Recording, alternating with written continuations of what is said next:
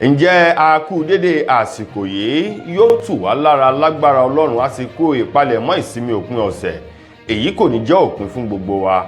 Ìròyìn fẹ́lifẹ́li náà ló ń dé sí ojú amóhùnmáwòrán yín láti iléeṣẹ́ wa Ìròyìn Feli-feli TV lónìí tí í ṣe ọjọ́ Ẹtì ọjọ́ Jímọ̀ ọjọ́ kẹsàn-án nínú oṣù kẹjọ ọdún 2024 fún mi Adénúgà ni oníròyìn. Kó tó di pé ẹ gbọ́ kẹtẹpẹ tó ń bẹ nínú ìròyìn wa fún tòní, ẹ jẹ́ ká ṣe omi tútù mu à ń padà bọ̀.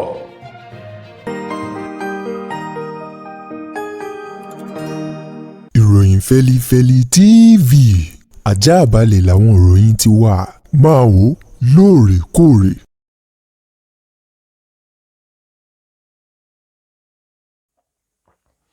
Ẹ káàbọ̀ padà, ìròyìn fẹ́lifẹ́li ọ̀hún rèé lẹ́kùnrẹ́rẹ́. Ẹni tó ti fìgbà kan jẹ́ igbákejì alága fún ẹgbẹ́ òṣèlú PDP ní orílẹ̀-èdè wa Nàìjíríà tẹ́lẹ̀ rí, olóyè Ọlábọ̀dé George Bábáman ló ti sọ̀rọ̀ lánàá òde yìí tí í ṣe ọjọ́ Thursday ló bá àwọn akọ̀ròyìn sọ̀rọ̀ nílé rẹ̀ èyí tó ń bẹ ní ìpínlẹ̀ Èkó wípé lórí ipò tí orílẹ̀-èdè wa Nàìjíríà wà lọ́wọ́ báyìí, ó ní àwọn ìjọba àpapọ̀ àti àwọn ìjọba ìpínlẹ̀ tó fi mọ́ gbogbo àwọn lọ́gàálọ́gàá ní ẹ̀ka ètò iṣẹ́ ìjọba lórílẹ̀-èdè Nàìjíríà gbogbo wọ́n nílò láti máa sọ òtítọ́ ipò ibi tí nǹkan gbédé dúró fún àwọn ọmọ orílẹ̀-èdè Nàìjíríà kí wọ́n lè mọ inú ìkòkò eléyìí tá a da ọ̀run lásì. Gẹ́gẹ́ bí Ọlábọ̀dé George ti sọ̀rọ̀ náà, ó ní lákọ̀ọ́kọ́ òun da ẹ̀bi lu ìjọba àpapọ̀ orílẹ̀-èdè wa Nàìjíríà lórí ọ̀rọ̀ epo rọ̀bì èyí tó ti di fàákàjà láàrin ìjọba àti iléeṣẹ́ ìfọ epo ti Dangote eléyìí tí wọ́n sọ wípé kí wọ́n máa ta epo rọ̀bì tá a mọ̀ sí crude oil kí wọ́n máa tà fún Dangote ní owó náírà tí ṣòwò orílẹ̀-èdè wa Nàìjíríà. Ọlábọ̀dé George ní èyí kò bó òfin mu rárá àti wípé pẹ̀lú ìgbésẹ̀ tí ìjọba àpapọ̀ gbé lórí mímáa ta epo rọ̀bì fún Dangote lówó náírà lẹ́wà wípé ó jẹ́ ohun tó kù díẹ̀ káàtó. Ó ní gẹ́gẹ́ bí ojúwòye ti tòun bóun ṣe rí sí, ó ní yóò ṣe àkóbá fún ètò ọrọ̀ ajé orílẹ̀-èdè wa Nàìjíríà. Bákan náà nínú ọ̀rọ̀ rẹ̀ ló tún tẹ̀síwájú wípé ọ̀gá àgbà tó jẹ́ ti ilé-iṣẹ́ ìfọ epo ti ìjọba àpapọ̀ ilẹ̀ yìí NNPCL eyín ọ̀gbẹ́ni Mele Kyari, ó ní kó sọ òtítọ́ nípa iye tí wọ́n ń ta jálá epo bẹtiróòlù fún àwọn ọmọ Nàìjíríà kan sì mẹ́yẹ tí wọ́n máa tà á, wípé nípa epo pọ̀ lónìí kò sí lọ́la, ó ló jẹ́ nǹkan tó ń ṣe ìdíwọ́ fún orílẹ̀-èdè Nàìjíríà. Ó tún tẹ̀síwájú nínú ọ̀rọ̀ rẹ̀, ẹni tó ti fìgbà kan jẹ́ igbákejì alága ọ̀hún eyín Bọ̀dé George tó ní bí orílẹ̀-èdè Nàìjíríà yóò bá dà, ó ní nǹkan kékeré báyìí ńlá nílò láti ṣe pàápàá jù ìjọba àpapọ̀. Ó lóun yóò rọ ààrẹ Bọ́lá Tinubu láti ṣe àmúlò ìpàdé àpérò gbogbogbò ti ọdún 2014 eyín tí wọ́n pè ní National Conference tí wọ́n ní confab èyí tí wọ́n ṣe lọ́dún 2014 láyé ètò ìṣèjọba Goodluck Jonathan. Ó ní àwọn àbájáde ìpàdé òun yóò rọ Bọ́lá Tinubu láti ṣe àmúlò rẹ̀ yìí torí wípé yóò ṣe ìrànwọ́ fún orílẹ̀-èdè Nàìjíríà àti fún ètò ìṣèjọba rẹ̀. Lákòótán nínú ọ̀rọ̀ Ọlábọ̀dé George èyí tó ń sọ, ó ní bá a bá wo apá ibi tí epo wà lónìí, ó ní ọ̀pọ̀lọpọ̀ awuyewuye ìròyìn ni wọ́n ń gbọ́ wípé ìjọba ti yọ ẹ̀kún owó orí epo. Wọ́n ní bí ilẹ̀ ọ̀la ó bá túmọ̀ wọ́n ní ìjọba ti dá ẹ̀kún owó orí epo ní sísan padà. Ó ní ó rù lónìí ó sanra lọ́la, ó fà lónìí ó rù lọ́la. Ó ní àwọn nǹkan wọ̀nyí yóò máa dá wàhálà sílẹ̀ ní orílẹ̀-èdè wa Nàìjíríà ni. Ó ní ní tòun òun fẹ́ kí ààrẹ Tinubu kó bọ́ síta gbangba láti sọ gbogbo àwọn ipò tí ẹ̀ka epo rọ̀bì ilẹ̀ wa Nàìjíríà tó wà lọ́wọ́ báyìí, kí àwọn ọmọ Nàìjíríà kó sì di òtítọ́ inú ọ̀rọ̀ ọ̀hún mú, kí wọ́n mọ ọ̀nà tí wọ́n yóò gbà láti máa ṣe gbogbo nǹkan tí ó sì fi máa lọ nírọ̀rùn ní orílẹ̀-èdè Nàìjíríà. Lórí ìkọlù tí wọ́n ní àwọn ẹ̀ṣọ́ aláàbò DSS wọ́n ṣe sí ọ́fíìsì àwọn Nigerian Labour Congress nílùú Abuja NLC nínú ọ̀sẹ̀ yìí tí a wà yìí, Àtíkù Abubakar tó ti fìgbà kan jẹ́ igbákejì ààrẹ tẹ́lẹ̀ rí lórílẹ̀-èdè yìí àti gómìnà tẹ́lẹ̀ rí ní ìpínlẹ̀ Anambra Peter Obi àti àwọn tí wọ́n lẹ́nu lọ́rọ̀ ni wọ́n ti bu ẹnu àtẹ́ lu ìkọlù ọ̀hún gẹ́gẹ́ bí ohun tó kù díẹ̀ káàtó láwùjọ àwọn ènìyàn rere pàápàá jù nírú orílẹ̀-èdè Nàìjíríà èyí tó ti lajú dáadáa báyìí. Wọ́n ní kò yẹ kí nǹkan wọ̀nyí máa wáyè gẹ́gẹ́ bí àwọn ènìyàn ń ṣe àpèjúwe. Wọ́n ló ṣe é ṣe o kó jẹ́ pé ìtara ìbínú èyí tí wọ́n ní ìwọ́de ìfẹ̀hónúhàn lálàáfíà ẹ fi òpin sí ìjọba búburú tí wọ́n ní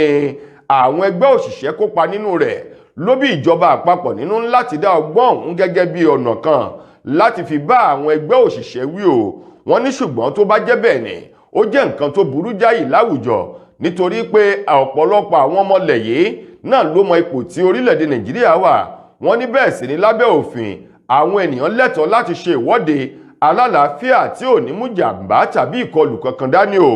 Ṣùgbọ́n ní ìgbà tí àjọ DSS tí àwọn yóò fi èsì sí ìkọlù ọ̀hún, wọ́n ní bí tíhùn kó kéré mọ́tò kò í ṣe àwọn àjọ ẹ̀ṣọ́ aláàbò ọ̀tẹlẹ̀múyẹ́ DSS ló kọlù olúlé iṣẹ́ àwọn NLC nílùú Àbújá o. Wọ́n ní kò sí nǹkan kan eléyìí tó fi hàn wípé àwọn DSS ní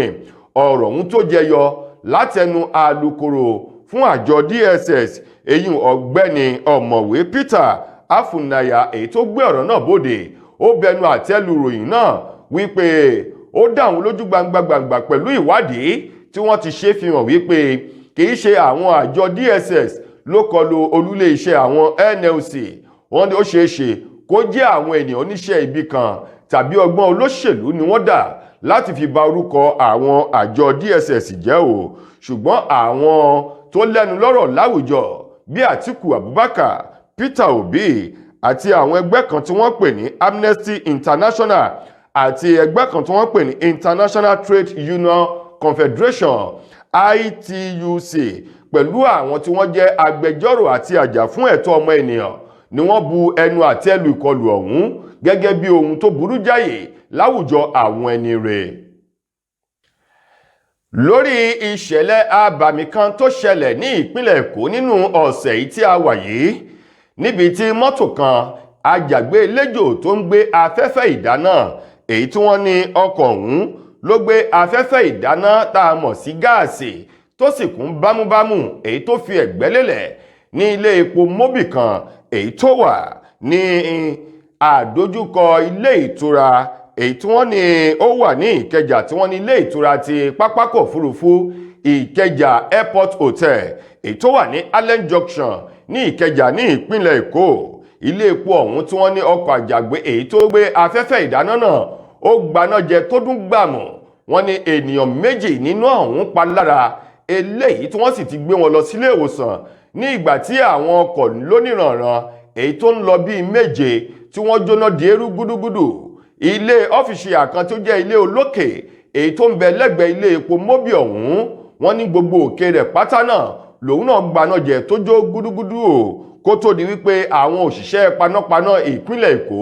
wọ́n dé ibi tí ìṣẹ̀lẹ̀ ọ̀hún ti ṣẹlẹ̀ tí wọ́n sì paná náà láti tú dóòlà àwọn ènìyàn. Wọ́n ní yàtọ̀ sí àwọn ènìyàn méjì tí náà ń jó dáadáa yìí, wọ́n tún ní bẹ́ẹ̀ làwọn ènìyàn kan ni wọ́n fi ara pa tí náà ń mú fẹ́rẹ́fẹ́ lára. Wọ́n ní gbogbo wọn pátá ò ní wọ́n ti kó lọ ilé ìwòsàn tí wọ́n sì ti ń gba ìtọ́jú gẹ́gẹ́ bí ọ̀rọ̀ ọ̀hún ti jáde láti ẹnu ẹni tó jẹ́ ọ̀gá àgbà ẹ̀ka tó ń rí sí ìṣẹ̀lẹ̀ pàjáwìrì ní ìpínlẹ̀ Èkó làsẹ́mà eyín ọ̀mọ̀wé Fẹ́mi Ọ̀kẹ́ Ọ̀sányìntòlò eléyìí tó fi ọ̀rọ̀ ọ̀hún léde fún àwọn akọ̀ròyìn sọ di mímọ̀. Ó ní yàtọ̀ sí àwọn ènìyàn ọ̀hún tíná jó, ó ní kò sí ẹnikẹ́ni tó bá ìṣẹ̀lẹ̀ náà lọ, ṣùgbọ́n àwọn dúkìá owó iyebíye òun ló jóná o tó sì bá ìṣẹ̀lẹ̀ ọ̀hún lọ lélẹ́yìí tí wọ́n sì ti ní ìjọba ìpínlẹ̀ Èkó náà àwọn náà ti rí sí ọ̀rọ̀ náà láti mọ ọ̀nà àbáyọ sí gbogbo àwọn ènìyàn tó pàdánù dúkìá wọn àti àwọn tí wọ́n jẹ́ olùdarí ilé ìtajà epo bẹtiróòlù ọ̀hún mobile filling station láti lè mọ ọ̀nà tí wọ́n yóò gbà láti tu àwọn ènìyàn ọ̀hún lójú lórí dúkìá wọn èyí tó bá ìṣẹ̀lẹ̀ jàǹbá iná ọ̀hún lọ ní ìpínlẹ̀ Èkó. Ẹ̀yin ará, ẹ jẹ́ ká lọ rèé polówó ọjà náà. S2 Aba Mixture à ń padà bọ̀. látijọ́ aláyé ti dáyé lọ́kọ́ tí ń sọ lówó orí aya tájọṣepọ̀ wọn sì jẹ́ ìgbádùn òǹfà ìfẹ́.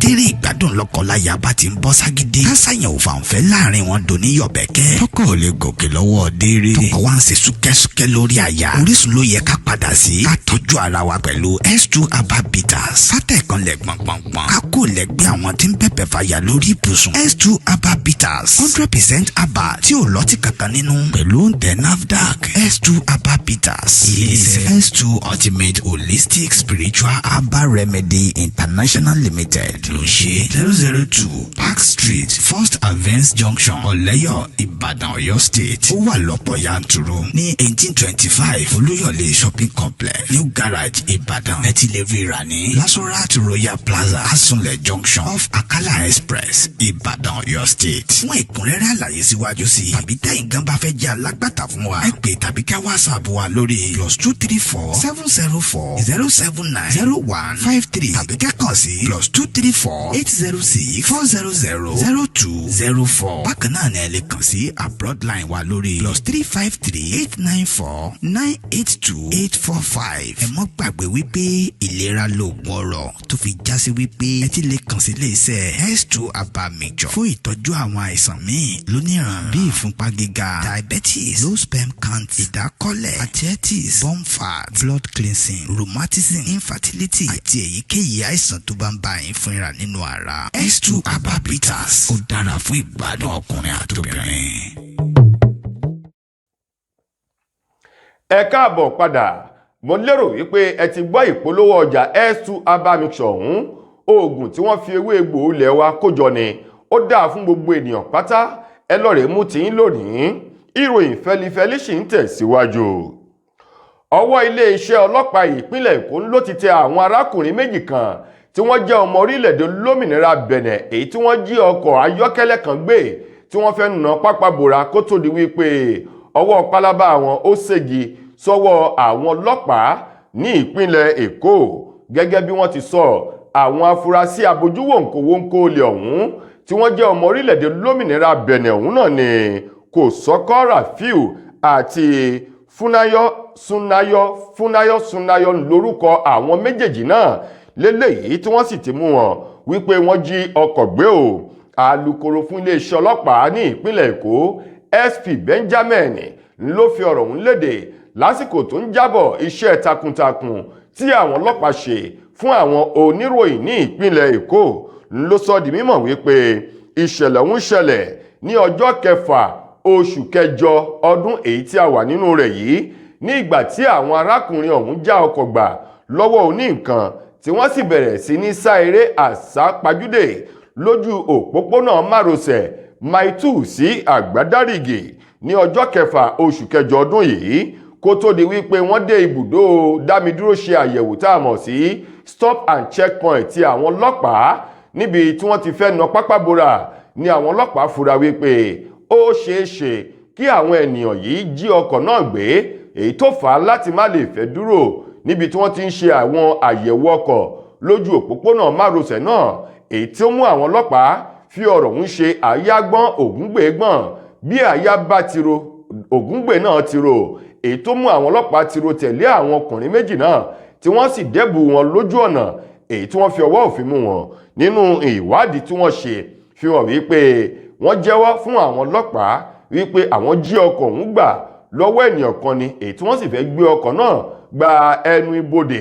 láti padà sí orílẹ̀-èdè wọn kó tó di wípé ilẹ̀ mú wọn sí ọwọ́ ọlọ́pàá. Lákòótán nínú ìròyìn wa fún tòní ènìyàn kan rèé tí ṣe ọmọ orílẹ̀-èdè wa Nàìjíríà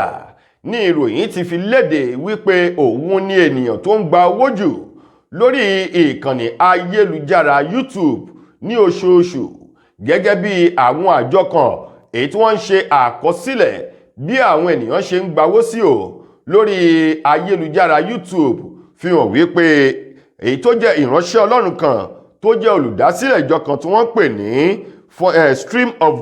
International eléyìí tí orúkọ pító ọ̀hún jẹ́ pító Jerry Eze òun ni wọ́n ní ó kéré tán ó ń gba bílíọ̀nù 7 náírà lóṣooṣù lọ́wọ́ YouTube gẹ́gẹ́ bí bó ṣe ń ṣe dáadáa sí o. Ìgbà tí wọ́n tẹ̀síwájú nínú àlàyé fi hàn wípé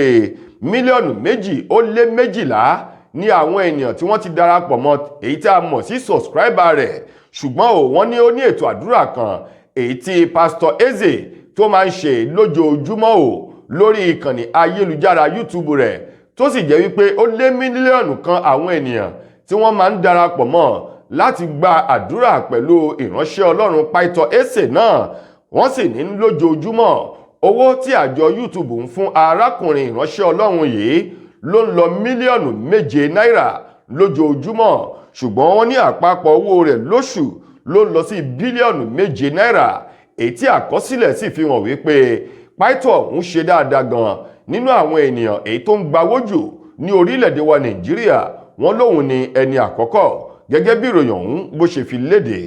Tó ẹ̀yin ará, ìròyìn fẹ́lífẹ́lí kò ní jù báyìí lọ fún tòní. Títí ìgbà míì tẹ́tù máa láǹfààní láti gbọ́tun rẹ̀ míì, mo gbà á ládùúrà wípé ilé ò ní lé wa, ọ̀nà ò ní nà wá. Fúnmi Adénúgà lẹni tó mú ròyìn wá sí ojú amóhùnmáwòrán yín. Ire ayọ̀ Ọlọ́run kò ní fi wálẹ̀. Ẹ ṣeun gan ni o.